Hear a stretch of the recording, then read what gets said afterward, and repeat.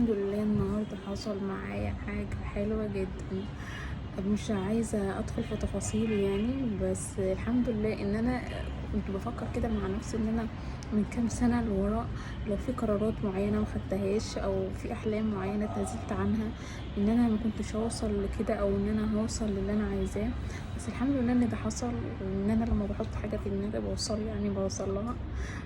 حتى لو ما حصلتش بكل تفاصيلها او بكل حاجة انا عايزاها، بس المهم ان هي بتحصل يعني. حتى لو الواحد بيطحن شوية في النص وبيقع شوية، بس المهم ان الواحد بيوصل. وانا دايما اقول لنفسي كملي وهتوصلي وهوصل يعني هوصل. يعني كنت بجد مع نفسي كده واخده الموضوع عافية، يعني اللي هو لا، انا هعمل الحاجة دي، انا هعملها حتى لو الحاجة دي فشلت مليون مرة برضو انا هعملها وان انا هكمل فيها يعني. عايزة اقول اي حد حاطط حاجة في دماغه كمل، يعني ان شاء الله هتحصل، يعني ان شاء الله هتحصل. ولو ما حصلش يبقى الحاجة دي مش خير ليك، فالحمد لله. حتى لو هي مش خير ليك فهتحصل لك حاجة احسن بكتير هي الخير ليك، يعني اطمن بجد يعني.